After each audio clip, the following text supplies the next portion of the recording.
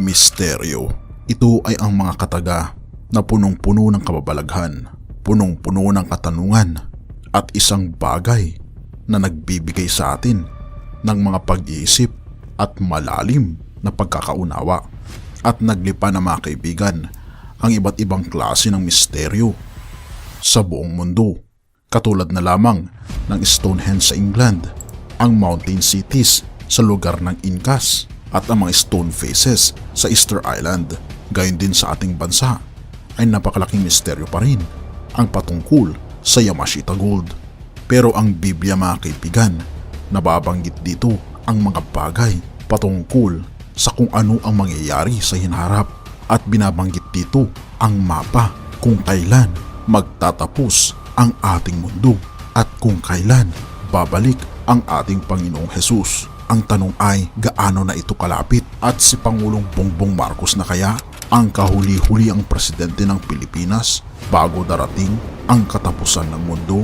Kung sa nakaraan nating video, pinag-usapan natin na binabanggit doon na si Pope Francis daw ang kahuli-huli ang Papa sa Roma na uupo bago ang katapusan ng mundo. Hindi kaya si Pangulong Bongbong Marcos din ang kahuli-huli ang presidente na mamumuno sa Pilipinas bago darating ang katapusan ng mundo? Atin itong pag-usapan mga kaibigan. At ano ang sinasabi ng Biblia patungkol sa propesiya sa huling mga kapanahunan? Kaya nga pala mga kaibigan, kung nais nyo mag-donate sa ating channel, ay hinihikayat kita na sumali sa ating membership club na kung saan mabe-benefit ka sa mga private chats, badges. Gayon din makakatanggap ka ng ating free ebook na Steps to Christ. Ito ang isa sa mga pinakasikat na anti-stress na libro sa buong mundo ngayon. Salamat kaibigan sa inyong pagsuporta sa pag-join sa ating membership. At balik tayo sa ating topiko. Ang libro ng Revelation mga kaibigan ay isa sa mga pinaka-misteryo na libro sa Biblia, kung saan nababalot ito ng iba't ibang klase ng imahe, katulad na lamang ng mga dragon, mga larawan na hindi natin mawari kung ano nga ba ang ibig sabihin nito. Pero alam nyo ba mga kaibigan na ang susi sa libro ng Revelation ay ang libro ng Daniel? Dahil hindi natin maintindihan ang libro ng Revelation kung hindi natin maiintindihan ang libro ni Daniel. At binabanggit mga kaibigan sa Revelations 1 verse 3, mapalad ang bumabasa at ang nangakikinig ng mga salita ng hula at tumutupad ng mga bagay na nangasusulat doon, sapagkat ang panahoy malapit na. Oo mga kaibigan, ating pag-usapan ngayon ang patungkol sa libro ng Daniel, partikular sa Daniel chapter 2, kung ating makikita mga kaibigan, ang history at ang Biblia mga kaibigan ay nagkakatugma sa kanilang mga sinasabi, at ating tutunghayan kung ang mga hula ba sa Biblia ay naging katuparan sa nangyari sa ating history. At kung ating makikita mga kaibigan, binabanggit din dito sa 2 Peter 1 verse 20, ang Biblia ang magpapaliwanag sa kanyang sarili. Hindi na natin kailangan mga kaibigan ng interpreter, sapagkat ang Biblia mismo ang magsasabi kung ano ang ibig sabihin ng mga bagay na kanyang binabanggit na mangyayari sa hinaharap.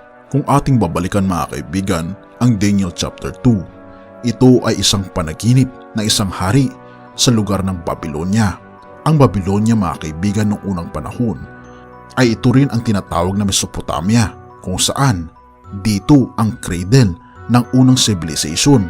At naalala ko pa ito mga kaibigan nung ako ay high school, na kung saan sa history ay tinuro ng aking teacher na ang unang civilization ay tinatawag na Mesopotamia, na ngayon ay tinatawag na Iraq, at dati nang tinatawag na lugar na Babylon. Ang Babylon mga kaibigan ay binabanggit sa libro ng Revelation ng 6 na beses. At kung ating makikita ang libro ng Daniel chapter 2, dito unang nabanggit ang lugar na Babylonia, sapagkat ang lugar ng Babylonia mga kaibigan noong unang panahon ay ito ang pinakasikat, ang pinakatanyag, ang pinakamakapangyarihan sa lahat. At paano ba na ang lugar na ito ay may kinalaman sa katapusan ng mundo? At ano ang kinalaman nito sa ating panahon ngayon? Isinulat ang libro ng Daniel dahil kay Propetang Daniel. Siya mismo ang nakasaksi sa mga nangyayari sa lugar ng Babylonia. Ang Babylonia mga kaibigan ay ito ang parang United States noong unang panahon. Kung gusto mong mag-abroad ay magkakaroon ka talaga ng future sa panahon na kung saan ang Babylonia ang pinakatanyag sa lahat.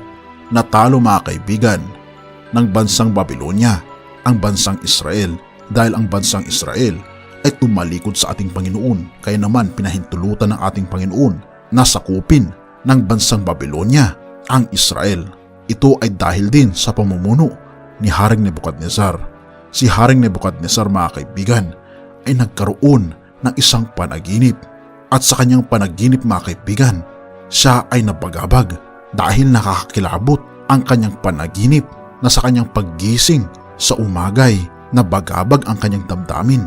Ngunit ang problema dito ay hindi niya naalala kung ano ang kanyang panaginip at kung ano ang ibig sabihin ng kanyang panaginip. Kaya naman ipinatawag niya ang lahat ng mga mahikero, ang lahat ng mga sorcerers, ang lahat ng mga matatalino sa kanyang lugar. At isa na dito ay si Daniel na isang Hudyo.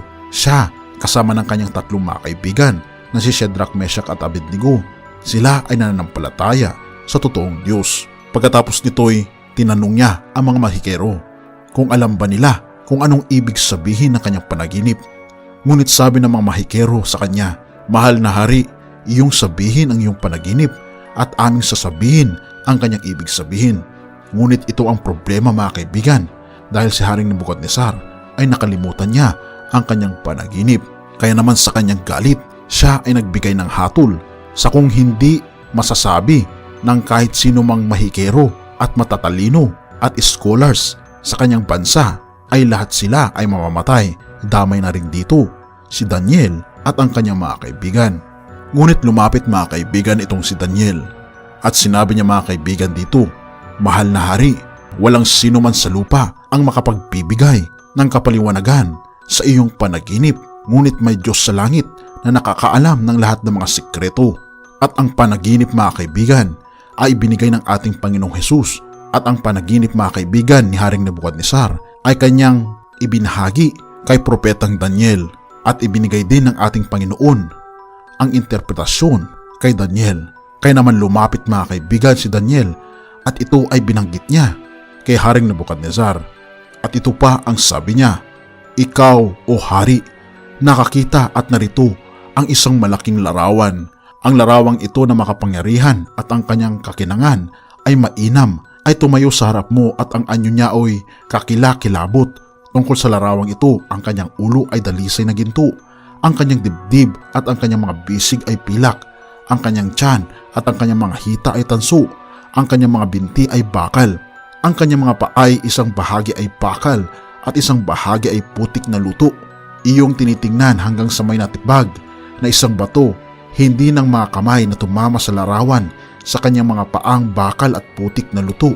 Ang mga yaoy binasag na magkagayoy ang bakal, ang putik na luto, ang tanso, ang pilak at ang ginto ay nagkaputol-putol na magkakasama at naging parang dayami sa mga giikan sa tagaraw at tinangay ng hangin nang walang dakong kasumpungan sa mga yaon. At ang bato na tumama sa larawan ay naging malaking bundok at pinuno ang buong lupa.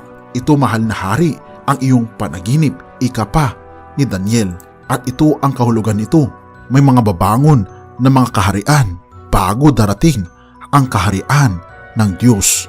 O mahal na hari, binabanggit niya pa mga kaibigan sa Daniel 2 verse 38, "Mahal na Haring Nebukadnezar, ikaw ang ulo na ginto." Kung ating makikita mga kaibigan, ang ancient Babylon noong 605 hanggang 539 BC, ito ang naging pinakamakapangyarihan na bansa sa panahong ito. At kung ating makikita, ang bansang Babylonia mga kaibigan ay napakayaman dahil halos lahat ng kanilang mga kagamitan ay yari sa ginto. Meron pa silang tinatawag na Temple of Marduk na 91 meters ang kanyang taas at ito ay yari sa ginto. Kung ating maalala mga kaibigan, isa sa mga ancient wonders of the world ay ang Hanging Gardens of Babylon na makikita sa Babylonia. At kung ating makita mga kaibigan, sabi dito sa propesiya, "Ang iyong kaharian, mahal na hari," sabi ni Daniel, "ay hindi magtatagal sapagkat may papalit na mas mahina. Ang kaharian ng pilak na tatalo sa iyo. Kung ating makikita mga kaibigan, ay ito ang mga nalabi na naka-inscribe sa panahon ni Nebuchadnezzar. Nakasulat dito mga kaibigan ang mga katagang, "May it last forever." Ang Babylonia nawa ay manatili magpakailanman, na isinulat mga kaibigan ito sa mga bricks sa lugar ng Babylonia. Ngunit pag sinabi mga kaibigan ng ating Panginoon na ito ay hindi na babangon pa, ay talaga namang hindi na talaga ito babangon pa. Pagkatapos mga kaibigan ng paghahari ng Babylonia, ay tinalo ito ng Medo-Persia. Sa Daniel 2 verse 39, binabanggit ni Daniel kay Haring Nebuchadnezzar, "At pagkatapos mo ay babangon ang ibang kaharian na mababa sa iyo." Ipinahayag ng ating Panginoon kay Daniel na mayroong isang leader, isang hari na tatalo sa Babylonia. 150 years bago maipanganak ang leader na ito ay binanggit na sa Biblia sa pamamagitan ni Isaiah, na binabanggit niya mga kaibigan sa Isaiah 45 verse 1. Ganito ang sabi ng Panginoon sa kanyang pinahiran ng langis kay Ciro, na ang kanang kamay ay aking hinawakan upang magpasuko ng mga bansa sa harap niya. Ang binabanggit mga kaibigan dito na ibong mandaranggit ay hindi si Felix Manalo, kundi ito mga kaibigan ay si King Cyrus na tatalo mga kaibigan sa Babylonia. At ito nga mga kaibigan ay natupad. Sinugod ni King Cyrus kasama ni King Darius ang lugar ng Babylonia at tinalo nila ito. At ito mga kaibigan ay nakasulat sa Cyrus Cylinder. Dito nakasulat kung paano tinalo ni King Cyrus ang Babylonia. At sila mga kaibigan ay nanaig mula 539 to 331 BC. Sila ang naging pinakamakapangyarihan sa lahat. Ngunit hindi rin sila magtatagal dahil binabanggit mga kaibigan sa Daniel 2 verse 39 at ang ikatlong kaharian na tanso na magpupuno sa buong lupa. Sila ang maghahari pagkatapos ng pilak. At muntik kong nakalimutan mga kaibigan, ang Medo-Persia pala ay kalimitan na kanilang ginagamit sa pagkikipagdigma ay pilak, kaya naman tinatawag silang Silver Kingdom. At ang sumunod mga kaibigan ay ang pangatlo, ang tanso na mas mababa kaysa sa pilak. Merong isang bata na leader na mula sa Macedonia na binuo niya ang kanyang armies at nagkaroon siya ng 4 na general at sila'y nagmarcha sa buong Medo-Persia at kanilang tinalo ang buong kaharian ng Medo-Persia sa kanyang edad mga kaibigan na bata pa. Ito ay walang iba kundi si Alexander the Great. Siya mga kaibigan ang tumalo sa buong Medo-Persia na binabanggit din mga kaibigan sa Daniel 2 verse 39. Ang susunod na kaharian ay tinatawag na Bronze Empire, na kung saan lahat ng kagamitan nila Alexander the Great ay yari mga kaibigan sa bronze o tanso.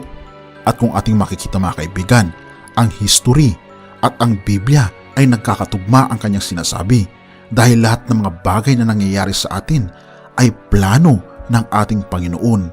Isaiah 58 verse 11, "And the Lord shall guide you continually."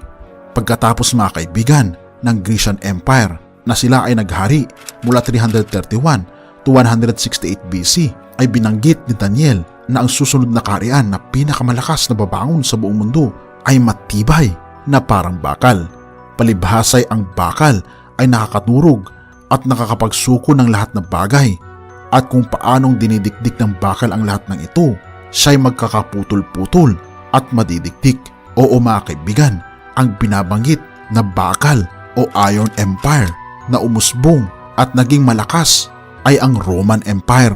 Ang Roman Empire mga kapatid, sila ang pinakamatagal na imperyo na nag-rule dito sa ating mundo, dahil sila ay nag-rule 168 BC to 476 AD. At kung ating makikita mga kaibigan, ay mahaba ang binti na sinisimbolo ang mahabang imperyo ng Roman Empire. Ito rin mga kaibigan ay nakalagay sa ating history na ang Roman Empire mga kaibigan noong unang panahon ay sakop niya ang buong Europa, parte ng Asia, parte ng Africa, at ganito kaluwang mga kaibigan ang lugar ng Rome.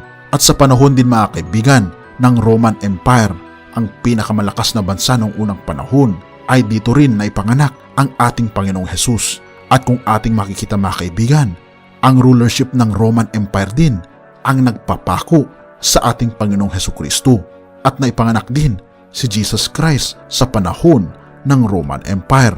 At pagkatapos nito, binabanggit ni Daniel sa Daniel chapter 2 verse 41, at yamang iyong nakita na ang mga paa at mga daliri, ang isang bahagi ay putik na luto ng magpapalyok at ang isang bahagi ay bakal, ay magiging kahariang hati, ngunit magkakaroon yaon ng kalakasan ng bakal.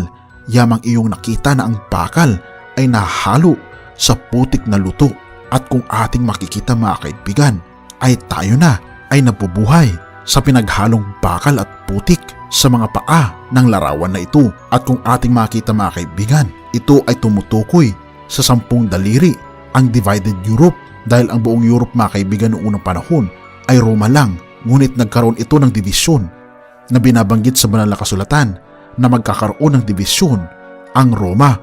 At kung ating makikita mga kaibigan, ang Roma ay nahati-hati sa 10. Ang Anglo-Saxons, Franks, Alamani, Lombards, Ostrogoths, Heruli, Burgundians, Suevi, Visigoths, Vandals. Ito ang 10 mga kaibigan na kaharian na sumisimbolo mga kaibigan sa 10 daliri na maghahari sa buong mundo. At ito ang kanilang mga modern na mga pangalan: ang Germany, Switzerland, France, Italy, England, Portugal at Spain. At kung ating makita mga kaibigan, nawala sa kasaysayan ang 3 mga bansa katulad ng Heruli, Vandals at Ostrogoths. Bakit? Pag-uusapan natin ito mga kaibigan sa susunod na topiko. At kung kayo ang tatanungin mga kaibigan, ano ang pinakamakapangyarihan na bansa sa buong mundo ngayon? At sasabihin nyo siguro, ito ang United States of America. Pero alam nyo ba mga kaibigan, na ang United States of America ay ito ay anak ng England na galing sa Europa. Kaya naman masasabi ko na ang pinakamalakas at makapangyarihan na lugar ngayon ay ang Europa at ang United States of America. At binabanggit mga kaibigan sa propesiya na naghalo ang putik at ang bakal. Sa tingin nyo, maghahalo kaya ang putik at ang bakal? Ang bakal ay matibay pag bakal lang ito, at ang putik ay matibay din kung putik lang ito. Ngunit ang paghaluin ang putik at ang bakal ay napaka-imposible itong mangyari. Kaya sinabi ng ating Panginoon, hindi kailanman maghahalo ang putik at ang bakal. Ngunit sa history mga kaibigan ng Europa, trinay nila na i-combine ulit ang buong Europa. Napakarami na mga nag-try na mga leaders na i-combine ulit ang buong Europa. Katulad na lamang ni Napoleon Bonaparte, Charlemagne, Adolf Hitler at napakarami pang iba. Ngunit hindi sila nagtagumpay dahil pag sinabi ng Panginoon na hindi pwede, ay hindi talaga pwede na mangyayari. Na kahit na meron tayong European Union, ngunit hindi pa rin sila magiging intact. At kung ating makikita mga kaibigan, sa binabanggit mga kaibigan ng Daniel chapter 2, ang rulership ng Babylonia, Medo-Persia, Greece, Rome at divided Europe ay nangyari sa loob ng 2,500 years. At kung tatanungin ko kayo mga kaibigan, nasaan na tayo?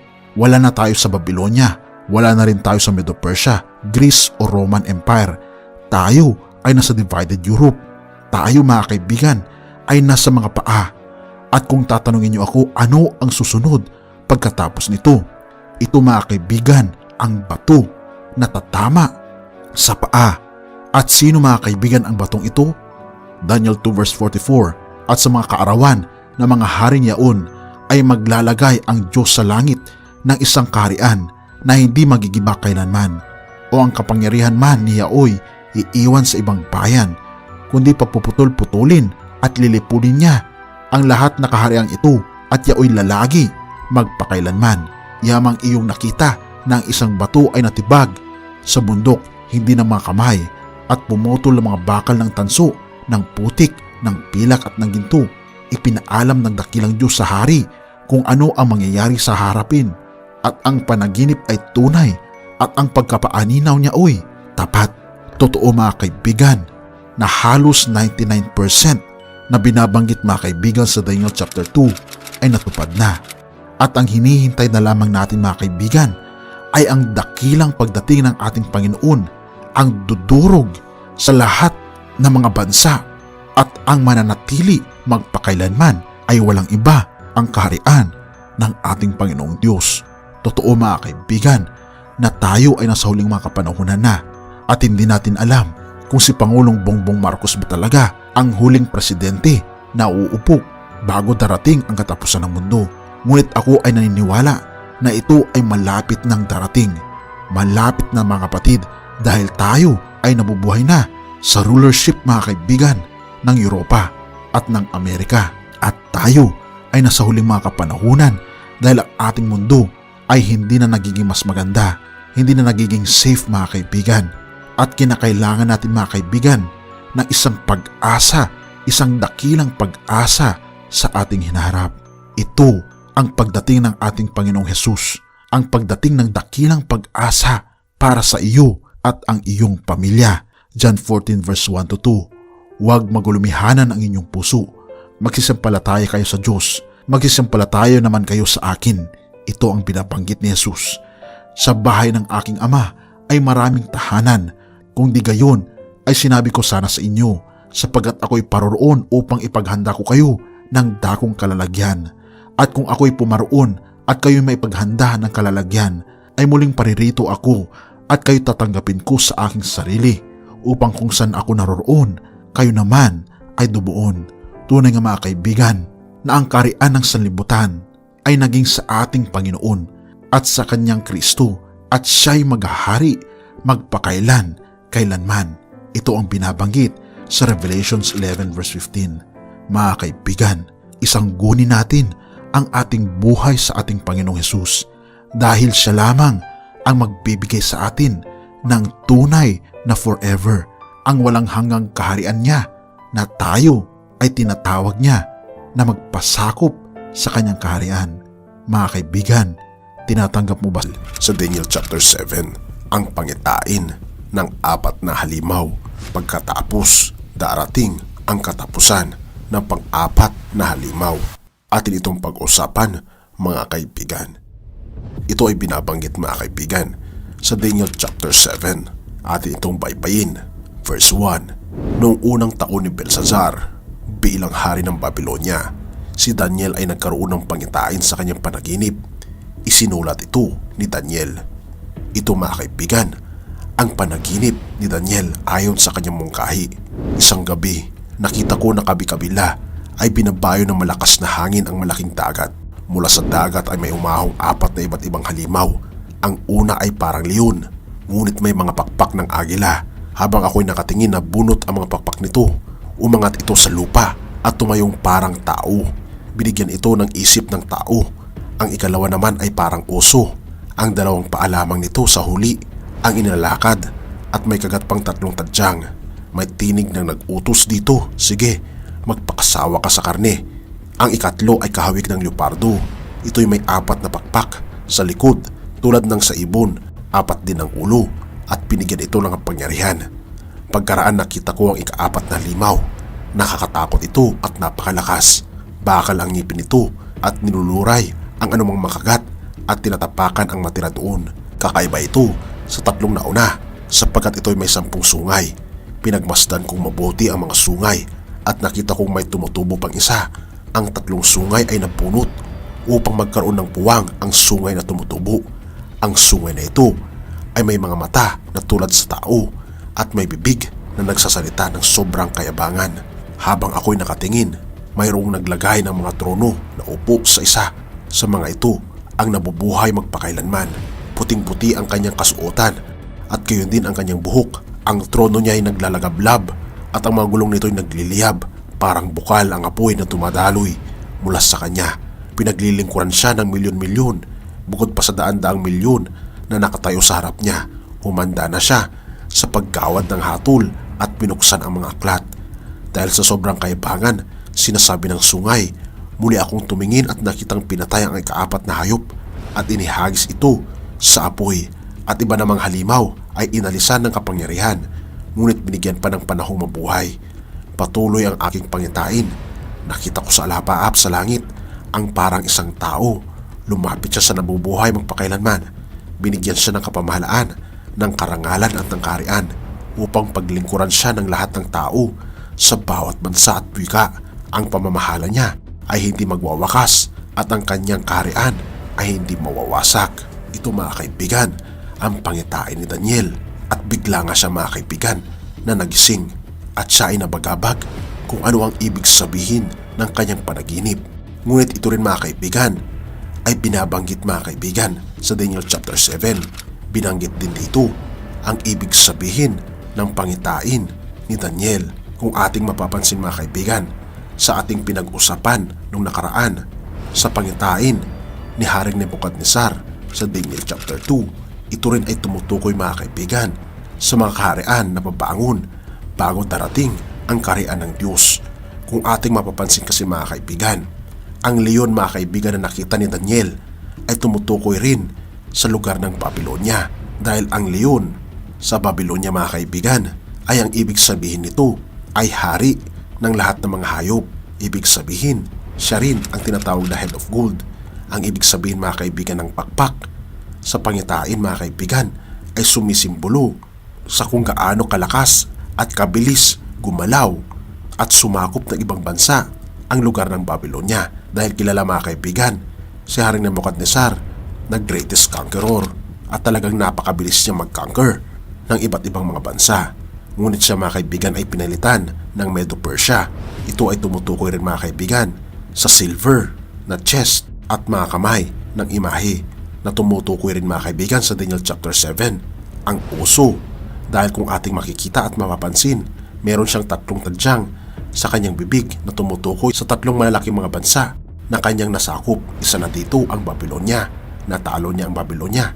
Natalo rin niya mga kaibigan ang Lydia at maging ang Egypt. At kung bakit oso mga kaibigan ang ginamit sa pangitain ay dahil napakalaki mga kaibigan ng teritoryo na nasakop ng Medo-Persia. Ang pangatlo mga kaibigan ay ang Grecian Empire. Sila ay namuno sa panahon ng 331 BC hanggang 168 BC sa pamamagitan ni Alexander the Great, na tumutukoy rin mga kaibigan sa kapa na bronze ng imahe sa Daniel chapter 2. Kung ating mapapansin kasi mga kaibigan, ang leopardo ay tumutukoy mga kaibigan sa kung gaano kagiting na mandirigma si Alexander the Great, at kung bakit apat ang kanyang mga pakpak ay ibig sabihin mga kaibigan nito ay mas mabilis silang lumusob at kinongker ang buong teritoryo ng Medo-Persia at tinalo nila ito na habang bata pa si Alexander the Great. Ngunit pagkatapos na mamatay ni Alexander the Great ay nahati sa apat na pamahalaan ang buong teritoryo ni Alexander the Great. Ito ang kanyang apat na general, si Cassander, Lysimachus, Ptolemy at Seleucus. Pagkatapos nito mga kaibigan, sa Daniel chapter 7 verse 7, pagkatapos nito ay may nakita ako sa pangitain sa gabi, at narito ang ikaapat na hayop, kakilakilabot at makapangyarihan, at totoong malakas at may malaking mga ngiping bakal, nananakmal at lumuluray, at niyuyurakan ang kanyang mga paa, ang nalabi at kaiba sa lahat ng hayop na nauna sa kanya, at siya'y may 10 sungay. Kung ating mapapansin mga kaibigan, sa apat na hayop na ito, tapos na ang Babylonia, pagkatapos Medo-Persia, tapos Grecian Empire. Ano ang sumunod mga kaibigan? Walang iba kundi ang Roman Empire. Tinatawag rin ito mga kaibigan na Iron Kingdom. Sila ay namuno mula 168 BC hanggang 476 AD. Siya mga kaibigan ay may 10 sungay na tumutukoy sa divided Europe na ating napag-aralan mga kaibigan sa last nating topic sa Daniel chapter 2. Kung hindi mo pa ito napapanood, ay panoorin mo mga kaibigan. Ang title nito ay Ang Huling Presidente. At balik tayo mga kaibigan sa ating topiko, ang Roman Empire mga kaibigan. Ito ang pang-apat na hayop na nakakatakot na nakita ni Daniel. At bakit nakakatakot mga kaibigan? Dahil ito ang huling kaharian na papangon bago darating ang kaharian ng ating Panginoon. At kung ating mapapansin, binabanggit dito mga kaibigan, dinudurog nito sa kanilulunok ang lahat ng abutan at tinatapakan ang matira. At kung ating mapapansin mga kaibigan sa verse 8, pinagmasdan kong mabuti ang sungay at nakita kong may tumutubo pang isa. Ang 3 sungay ay nabunot upang magkaroon ng buwang ang sungay na tumutubo. At ang sungay na ito ay may mga mata na tulad sa tao at may bibig na nagsasalita ng sobrang kayabangan. Kung ating mapapansin mga kaibigan, ang 10 sungay ay rumirepresent mga kaibigan sa 10 mga hari at 10 kaharian na binabanggit din sa Daniel chapter 7. Sa verse 24, dito, ang 10 sungay ay kumakatawan sa 10 hari ng kahariang ito. Sa gitna nito'y lilitaw ang isa, kakaiba sa mga nauna, at 3 hari ang kanyang pababagsakin. Kung ating mapapansin mga kaibigan, 3 kaharian sa Europa. Ang nawala ito ang Ostrogoths, Heruli at Vandals dahil ayaw nila na mamuno ang maliit na sungay na ito, ang maliit na kaharian ito, kaya sila ay pinatanggal sa kasaysayan. Pinatay sila at wala nang nalabi kahit isa sa kanila. At isa itong kaharian mga kaibigan na naghari-harian at punong-puno raw ng kayabangan.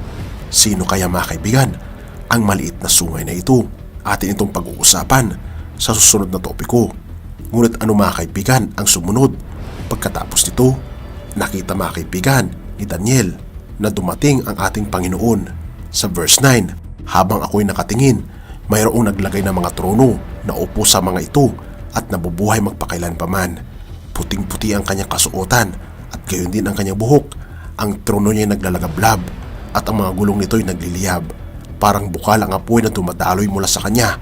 Pinaglilingkuran siya ng milyon-milyon.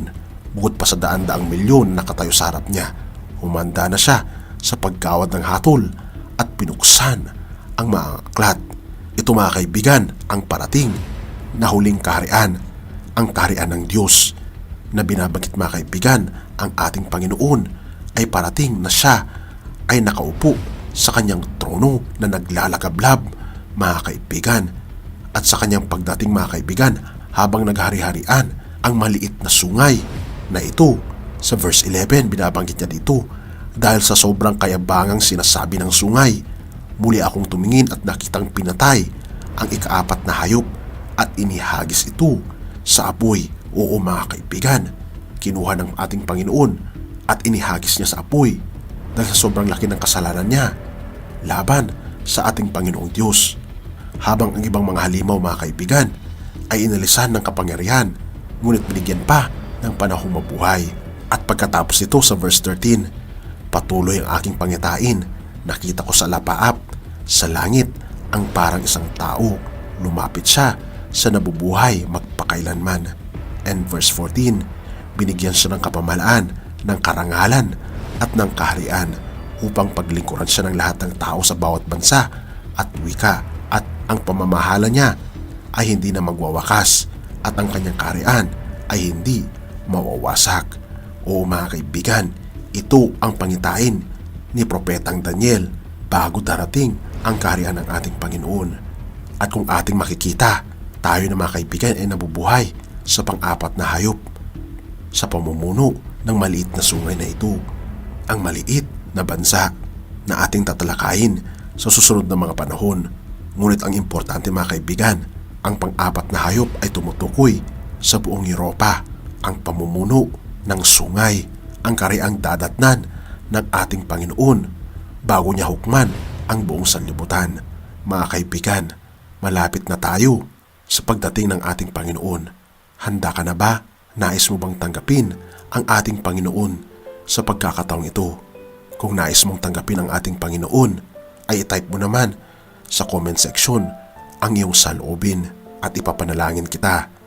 Ama naming banal, nais po namin na isurrender ang aming puso sa inyo. Gabayan kami Panginoon, tulungan kaming makita ang katotohanan at sundin kung ano ang katotohanan. Salamat Panginoon sa inyong pagmamahal sa amin. Aking nang isinusuko mula ngayon ang aking puso at tanggapin si Kristo na mamuhay sa aking puso. Salamat Panginoon, at ito ang aking samot dalangin sa pangalan ni Jesus. Amen.